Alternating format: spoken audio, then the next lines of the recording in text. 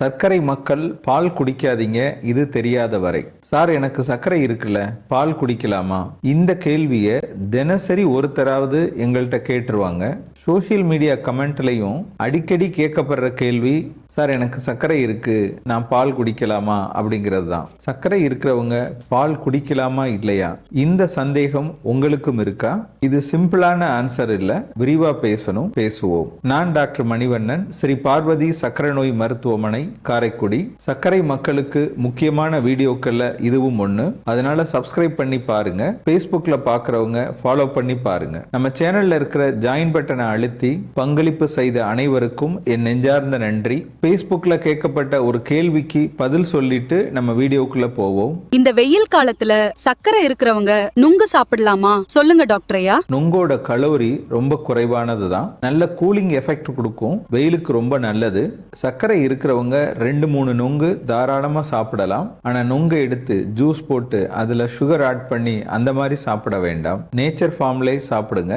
இப்ப பாலை பத்தி பேசுவோம். சில பேர் சொல்றது பால் நல்லது, கால்சியம் இருக்கு, தினசரி குடிக்கணும் அப்படின்னு சொல்லுவாங்க. ஒரு சிலர் சர்க்கரை இருக்கிறவங்க பால் குடிக்க கூடாது அப்படின்னு சொல்லுவாங்க. இது ரெண்டுமே முழு உண்மை இல்லை. முதல்ல பால்ல என்ன இருக்கு அப்படிங்கிறத பார்த்துருவோம். பால் ஒரு கம்ப்ளீட் ஃபுட்டு. இதுல கார்போஹைட்ரேட் அதாவது மாவுச்சத்து இருக்கு, புரோட்டீன் இருக்கு, ஃபேட் இருக்கு, கால்சியம் இருக்கு, விட்டமின் B12 இருக்கு, விட்டமின் D இருக்கு. இப்ப பால்ல என்னென்ன இருக்கு அப்படின்னு நான் சொல்லிட்டேன். சர்க்கரை மக்கள் என்ன சாப்பிடலாம், என்ன சாப்பிடக்கூடாது அப்படிங்கிறத பத்தி என்னுடைய 35 வருஷ அனுபவத்தை தொகுத்து நோய்களின் தாய் அப்படின்ற பெயர்ல ஒரு புத்தகம் எழுதியிருக்கேன்.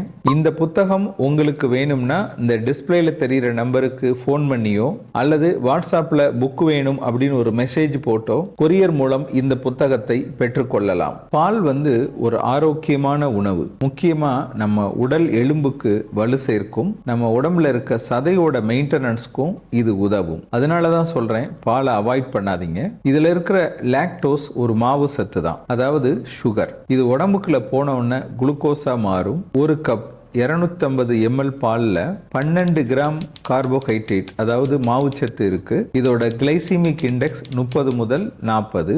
இதோட அர்த்தம் பால் உடனடியா சர்க்கரையை கூட்டாது. நிறைய பேர் யூடியூப் வீடியோக்கள்ல அதை போட்டிருக்காங்க. பால் குடிச்சிட்டு சர்க்கரையோட அளவெல்லாம் பரிசோதனை பண்ணி போடுறாங்க. அது உண்மைதான். 2 ஆரஞ்சு பழத்தை நம்ம ஜூஸ் போடுறப்ப அதுல உள்ள சர்க்கரையெல்லாம் வெளியே தள்ளிடுவோம். முழு சர்க்கரை மட்டும்தான் அந்த ஜூஸ்ல இருக்கும். அதனால சர்க்கரையோட அளவு கூடும். அதனால சர்க்கரை மக்கள் பழமா சாப்பிடுங்க, ஜூஸ் வேண்டாம் அப்படின்னு சொல்றோம். ஆனா பால் சாப்பிட்றப்ப உடனடியா சர்க்கரை கூடாது. ஆனா பாலுடைய அளவு அதிகமாகிறப்ப நிச்சயம் சர்க்கரை கூடும். முக்கியமா இன்சுலின் எதிர்ப்பு தன்மை இருக்கிறவங்களுக்கு சர்க்கரை கூடுறதுக்கு வாய்ப்புகள் இருக்கு. நம்ம சேனல் பார்க்கறவங்களுக்கு உணவை பற்றி இன்னும் சந்தேகம் இருந்தா கமெண்ட்ல கேளுங்க, நாங்க அதுக்கு பதில் சொல்றோம். பால் குடிக்கிறப்ப நம்ம என்ன தப்பு பண்றோம்னா, அதை காஃபி டீயா மாத்துறப்ப அதுல சுகர் ஆட் பண்றோம். ஏற்கனவே பால்ல சுகர் இருக்கு. நம்ம டேஸ்டுக்காக மறுபடியும் சுகர் ஆட் பண்றப்ப சர்க்கரை மக்களுடைய சர்க்கரையின் அளவு கூடும். சர்க்கரை மக்கள் தாராளமா பால் குடிக்கலாம்.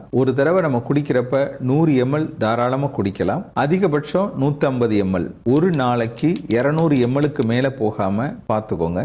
எப்ப குடிக்கலாம்? காலை உணவுக்கு பின் குடிக்கலாம், மதியம் உணவுக்கு பின் குடிக்கலாம். முடிஞ்ச அளவு இரவு உணவுக்கு பின் குடிக்கிறத தவிர்த்துருங்க. இரவு நான் குடிக்கணும் அப்படின்னு நினைச்சா 50 அல்லது 100 ml மட்டும் குடிங்க. சர்க்கரை இருக்கிறவங்க சர்க்கரை இல்லாம சாப்பிட பழகுங்க. வெறும் வயிற்றுல பால் குடிக்க வேண்டாம். பாலுக்கு பதில் மோர் அல்லது தயிர் குடிக்கலாம். இது மெதுவா ஜீரணமாகும், வயிற்றுக்கும் ரொம்ப நல்லது.